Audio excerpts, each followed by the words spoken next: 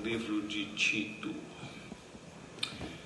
O livro de Tito, nós concluímos o nosso estudo do Evangelho de João e diante de oração eu escolhi também, conversando com o pastor Adriano,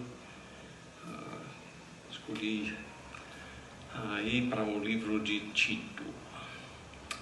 Então, Tito, capítulo 1, os versículos de 1 a 4, hoje à noite, o prefácio e a saudação neste livro. Paulo, servo de Deus e apóstolo de Jesus Cristo, para promover a fé que é dos eleitos de Deus e o pleno conhecimento da verdade segundo a piedade, na esperança da vida eterna, que o Deus que não pode mentir prometeu antes dos tempos eternos. E em tempos devidos manifestou a sua palavra, mediante a pregação que me foi confiada por mandato de Deus, nosso Salvador. A Tito, verdadeiro filho, segundo a fé comum, graça e paz da parte de Deus Pai e de Cristo Jesus, nosso Salvador. Pai, esta é a Tua palavra. O Senhor tem o propósito de usar a palavra a fim de que nós sejamos homens de Deus perfeitos e perfeitamente habilitados para toda boa obra. Que o Senhor use a palavra hoje à noite a este fim. Nós rogamos no nome do Senhor Jesus Cristo. Amém. Primeiramente, deixa eu introduzir o livro um pouquinho. O título do livro, Tito, é justamente porque neste livro o homem que recebe o livro, ele ganha então o título do livro. Ele não é mencionado muito na Bíblia, mas além de aqui, ele é mencionado várias vezes em 2 Coríntios, tanto nos capítulos 2, 7, 8 e 12. Também em 2 Timóteo, capítulo 4. E também em Gálatas, capítulo 2, Tito é mencionado. Quem escreve é Paulo. Ele se introduz assim: Paulo, servo de Deus e apóstolo de Jesus Cristo. E ele escreve por volta de 62 a 64, neste intervalo aí. Cremos que entre a sua primeira e segunda prisão lá em Roma, do que nós entendemos, Paulo foi preso, como relata em Atos capítulo 21, e depois, mais uma vez, no final de Atos, então entendemos que ele foi solto, porque lá diz que ele passou 2 anos preso. Cremos que ele foi solto e mais tarde, em 2 Timóteo, ele estava preso novamente e nessa vez esperando que seria morto. Então, nesse intervalo entre primeira e segunda prisão, é que nós cremos que ele foi a Creta e acompanhado de Tito. Alessandro, você pode vir me ajudar a segurar o mapa? No caso, o livro é escrito Tito estando na ilha de Creta. Creta fica aqui, Israel aqui, E então, Creta é uma ilha no meio do mar Mediterrâneo, ou Mar Grande, como às vezes é conhecido. Fica mais ou menos entre a Ásia Menor, que isso aqui hoje em dia é a Turquia, e essa parte aqui é a Grécia. Você pode notar, talvez até daí dá para ver que tem muitas ilhas nessa parte. E Creta, então, sendo até a ilha maior. Em termos de distância de uma ponta à outra, nós estamos falando de 250 quilômetros, que é mais do que o dobro da distância daqui para a Feira de Santana. Em termos da largura, chega a uns 56 quilômetros de largura. Então, é uma ilha grande e foram estabelecidas lá diversas igrejas. Nós vemos isto em Tito 1:5, nos diz: por esta causa te deixei em Creta, Paulo falando a Tito, te deixei em Creta, para que pusesses em ordem as coisas restantes, bem como em cada cidade constituísses presbíteros, conforme te escrevi. Então, em cada cidade tendo uma igreja estabelecida por Paulo e Tito, devia ser reconhecido pastores das igrejas lá. Então, vamos passar a olhar algumas coisas nessa parte introdutória. Primeiramente, quanto a Paulo. Como é que Paulo se descreve aqui? Ele diz: Paulo, servo de Deus. E eu já tenho mencionado para vocês que muitas vezes, infelizmente, na nossa tradução, não é mencionado que não é traduzido essa palavra como escravo, mas na verdade esta palavra literalmente devia ser traduzido escravo. A primeira coisa então que Paulo quer que Tito reconheça, e por meio de Tito a influência sobre as igrejas lá de Creta, Paulo quer ser conhecido como escravo de Deus. Vá comigo a Romanos capítulo 6 por um instante. Quero lhe mostrar aí a importância disto. Em Romanos capítulo 6, enquanto você está indo lá, deixa eu dizer que tem diferença entre um servo, um empregado, um funcionário e um escravo. O escravo, ele não tem planos, os planos são do seu senhor. Ele não exige nada, porque no final de contas ele não tem direitos. Ele simplesmente vive para satisfazer os desejos do seu dono. E Paulo então está estabelecendo que ele tem um dono, tem quem manda na vida dele, e é quem? Deus. Ok? Em Romanos capítulo 6, veja primeiramente o versículo 20. Porque quando eres o quê? Escravos do pecado. E aqui, pelo menos na revista atualizada, a palavra é traduzida escravo. Escravo de quê? Do pecado. Quando eres escravos do pecado, estáveis isentos em relação à justiça. Isto é, originalmente o ser humano é descrito aqui pela palavra do Senhor como sendo escravo do pecado. Não tem escolha senão pecar.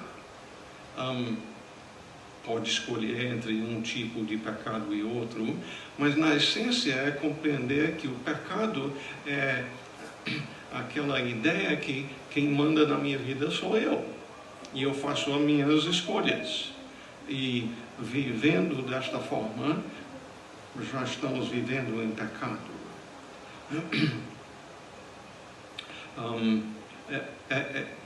Quem é escravo do pecado, então não pode decidir, eu não vou mais ser escravo do pecado.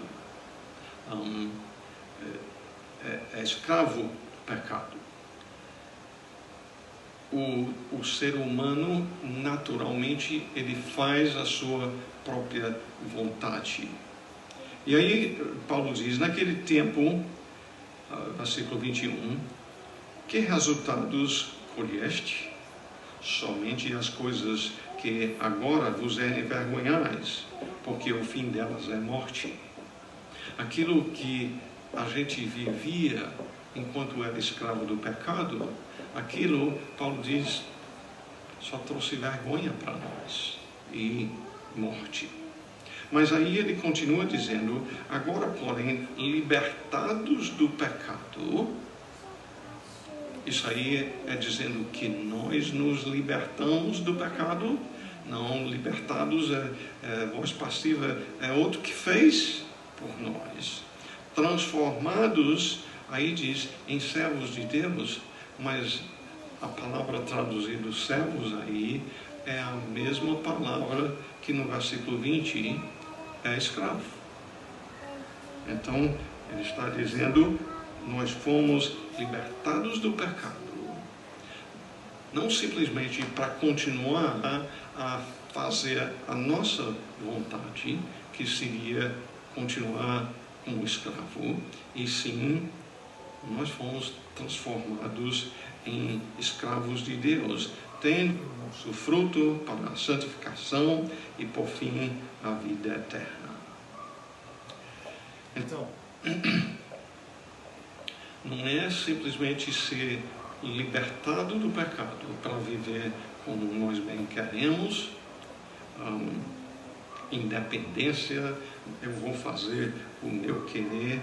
Não, agora a gente voluntária e alegremente, por amor, a gente diz, o Senhor, diante de tanto que fez por mim, como meu Criador, como aquele que me salvou, Ele é meu Senhor. O escravo tem aposentadoria? Não tem. Ele não tem direitos a exigir. Agora, é bom compreender que neste caso é ser escravo de um Senhor bom. De um Senhor bom. É o Senhor do universo. E olhando mesmo a história da criação, uma das coisas que Deus tanto enfatiza, repetidas vezes depois de cada coisa criada, Deus diz, Ele viu e era bom. E era muito bom. E quando Ele passa a dizer no capítulo 2 que não era bom que o homem estivesse só, é para fazer o que é bom, trazer a mulher para completar a coisa.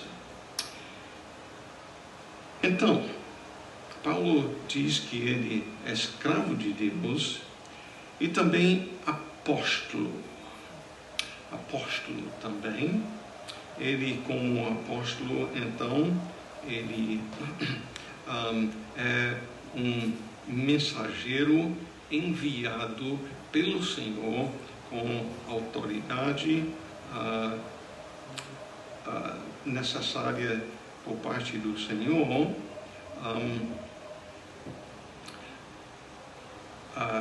Ele recebe a autoridade do Senhor para sair e então dar ordens, né? Dar ordens quanto a aquele que o enviou. Ele passa a dar ordens que devem serem obedecidas por aquele que ouve esta mensagem. Então, Paulo diz: eu sou escravo de Deus e também um apóstolo enviado para dar ordens aos que ouvem. E neste caso seria Tito vai ter que passar essas coisas que Paulo, como um apóstolo, envia aos seus ouvintes. Ele então continua dizendo, Paulo, servo de Deus e apóstolo de Jesus Cristo, por que ele é escravo? Por que ele é um apóstolo? Deus o enviou então para duas coisas. Primeiramente, ele diz para promover a fé, que é dos eleitos de Deus, e o pleno conhecimento da verdade. Quanto à questão de promover a fé, ele não está falando aqui de fé no sentido de eu quero levar o evangelho, de que pessoas cheguem a crer em Cristo. Essas pessoas, por quem Tito tem cuidado, eles já têm a fé. E então promover a fé deles é no sentido de crescimento, porque a nossa fé abrange o ensino bíblico que foi planejado por Deus para afetar o todo das nossas vidas. Ele continua então dizendo para promover a fé e o pleno conhecimento da verdade. Pleno significa o quê? O amplo, o completo, e ele não quer que os seus ouvintes conheçam pouco quanto à verdade, mas que o seu conhecimento seja pleno ou completo da verdade, que no caso o Senhor nos deixou escrito na sua palavra. É compreender com isso então que a gente vê isto em muitas partes da Bíblia, a questão de que no cristianismo o ensino é necessário. Tem muita coisa para ensinar, que está aqui para abranger o todo de nossas vidas. Não é simplesmente aceitar Jesus, como muitos dizem, para, em vez de ir para o inferno, ir para o céu, e uma vez que isto está garantido, está aí para viver como bem quiser. Nada disto.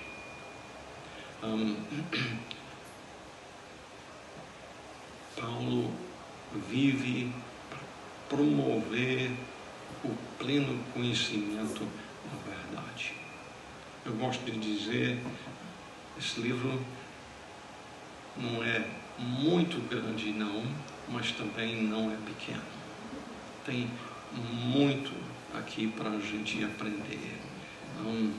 E, de fato, importa que a gente ajunte os ensinos sobre os diversos assuntos para a gente saber como viver.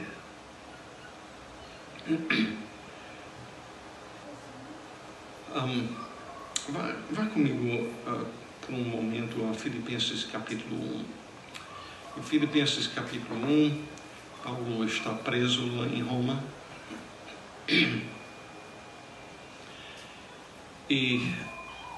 Mas ele está esperando que ele venha a ser libertado da prisão, não está esperando morrer neste tempo. E ele tem dito que para ele o viver é Cristo. No versículo 21, para mim o viver é Cristo e o morrer é lucro. Ele diz, eu não vivo preocupado quanto a morrer, eu sei para onde vou. Versículo 22, entretanto, se eu viver na carne traz fruto para o meu trabalho, não sei o que escolher. Ora, de um lado e outro estou constrangido, tendo desejo de partir e estar com Cristo, que é incomparavelmente melhor.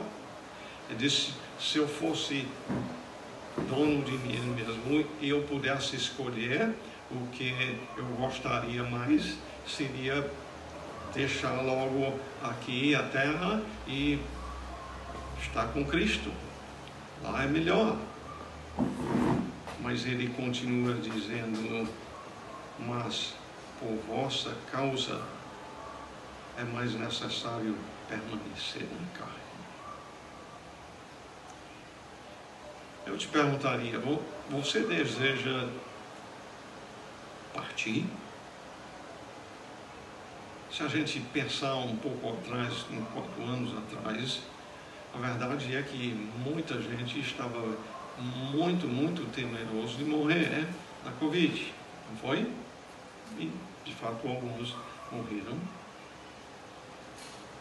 Mas Paulo até chega a dizer em 2 Coríntios, capítulo 5, que preferimos deixar a carne. Em outras palavras, ele estava dizendo, eu prefiro morrer. Mas olhe uma coisa, e isto é por causa do amor que ele tem a Cristo. Ele quer estar com aquele que deu a vida por ele. Mas ele continua dizendo, mas por vossa causa é mais necessário permanecer na carne. Você entende a implicação disto? Paulo diz, para mim, o melhor seria estar lá. É deixar muitos dos sofrimentos aqui da terra, das dificuldades que a gente enfrenta na vida, as frustrações, os sonhos que não são realizados, as dores enquanto o corpo vai ficando mais velho e assim por diante. Mas Paulo diz, o meu amor pelos servos do Senhor, o meu amor pelos irmãos me constrange, me leva a dizer, eu entendo que é mais importante ficar aqui por mais algum tempo. E aí eu lhe perguntaria, você deseja estar com Cristo? E se você deseja estar com Cristo, está disposto a ficar aqui na terra por mais algum tempo para servir os irmãos em Cristo e vê-los desenvolvendo, crescendo na fé e no pleno conhecimento da verdade? Seja filho, como o Aleph,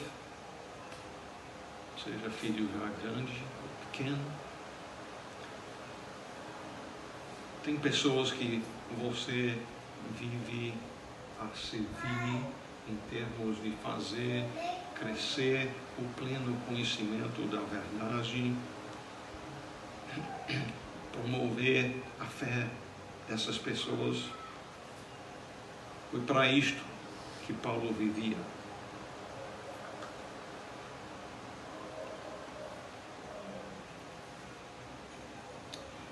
E ele diz, para promover a fé que é dos eleitos de Deus. Paulo é consciente que a salvação envolve eleitos de Deus. Um eleito é escolhido. Quando você vai votar, você escolhe entre pessoas, entre candidatos. Deus fez esta escolha entre só o que tinha pecadores. Ele fez isto não por influência de quem nós somos, porque só o que tinha aqui na terra era pecadores, mas ele soberanamente, e não por influência de nenhum de nós, não porque alguém é melhor do que outro, ele elegeu, ele escolheu salvar alguns, dando-lhes então a vida eterna.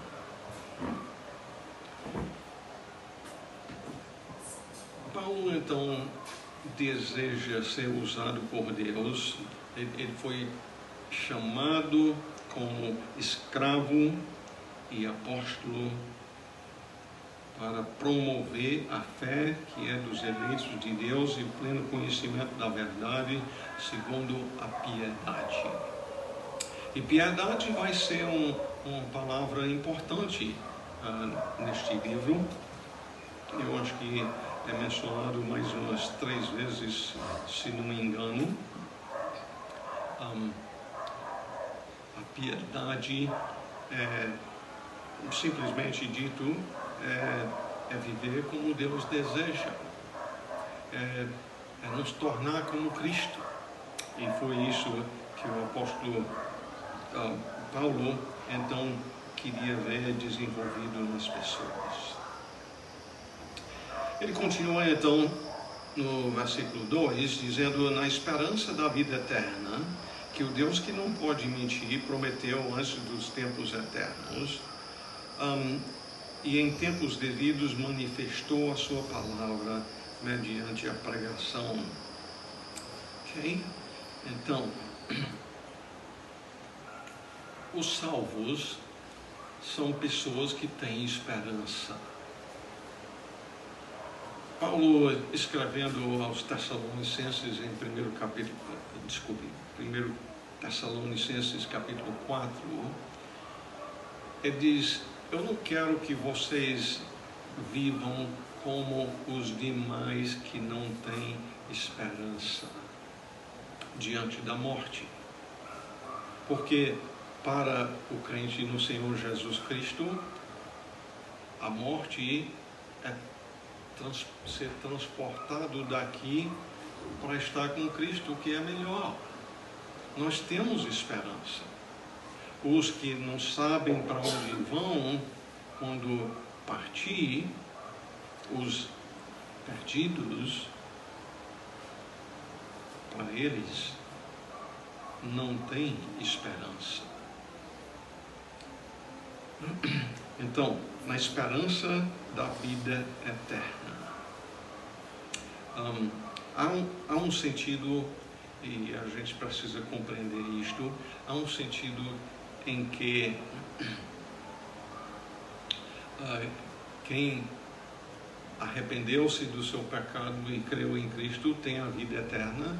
João 3,16 tem a vida eterna.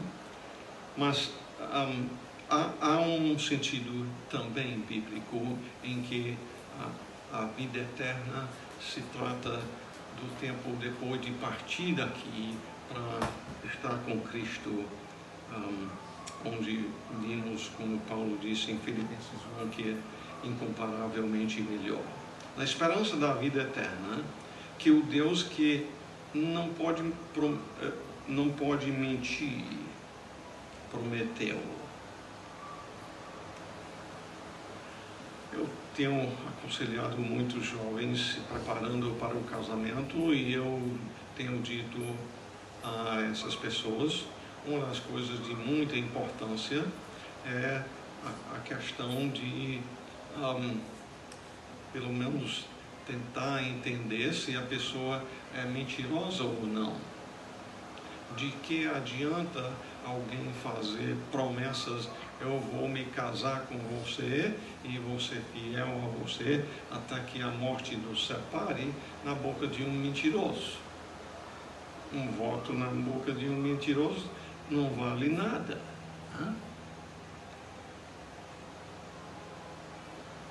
Tem uma coisa que Deus não pode fazer? Aqui está um.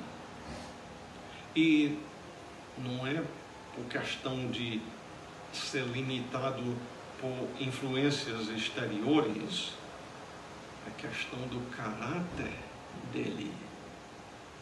Ele é a verdade e por isso, se ele é a verdade, por consequência, ele não pode mentir. E como Paulo diz aqui, o que ele prometeu? A vida eterna. Aqueles que, reconhecendo o seu pecado, passaram arrependidos do pecado, a clamar ao Senhor, confiado que Ele pagou lá na cruz do Calvário, para limpar a gente daquele egoísmo. E nota bem aí, diz, Ele prometeu isto quando? Antes dos tempos eternos. Quando é isso? É antes da criação do mundo e do começo do tempo. Porque antes disto, só existia Deus. E o que envolve isto? Isso deve ser importante para nós, a quem Cristo salvou. É compreender que o que ocorre aqui neste mundo não é sem um plano. Deus, antes de começar a criar, já tinha um plano. E esse plano envolveu criar o ser humano, permitir que o homem caísse no pecado, e esse plano envolveu também planejar Deus mandar o seu filho a este mundo para sofrer e morrer por quem não merecia nada senão o inferno. Foi isso que Deus prometeu antes da própria criação.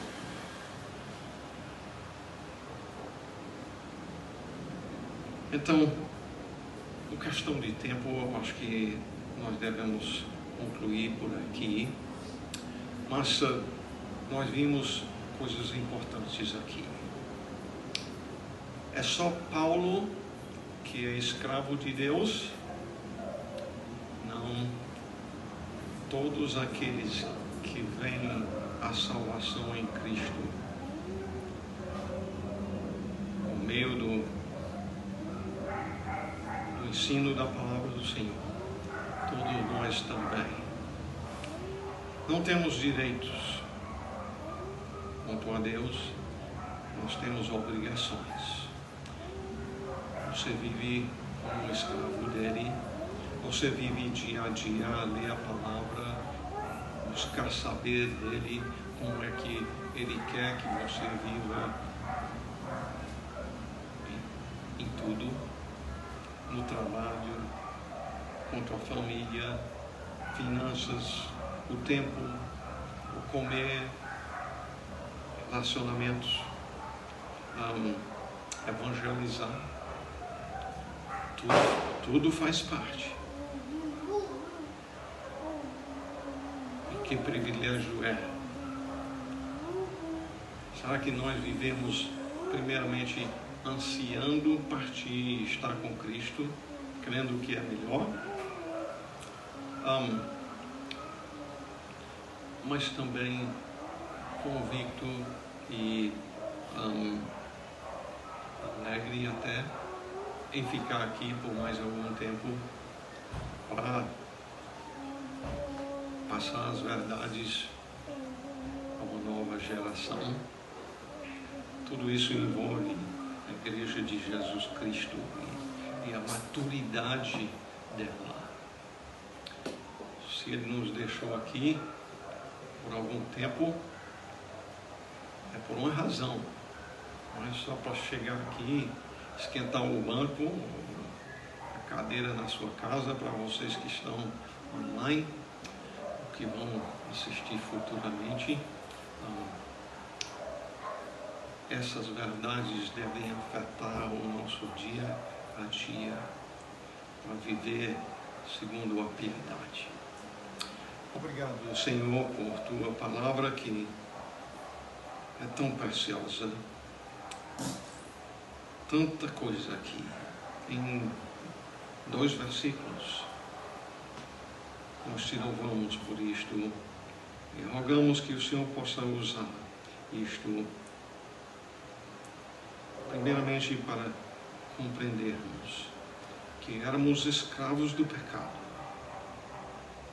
E o Senhor nos libertou disto para nos tornar alegres escravos do Senhor. Um desejo de partir e estar com o Senhor, que é melhor, mas também satisfeito, contente em ficar aqui para sermos ministros do Teu Evangelho. Aprendendo, sim, e quem sabe mais do que nós, mas também transmitindo ao mesmo tempo o que nós sabemos para outras pessoas. E nós rogamos isto no nome de nosso Senhor e Salvador Jesus Cristo. Amém. Muito bem.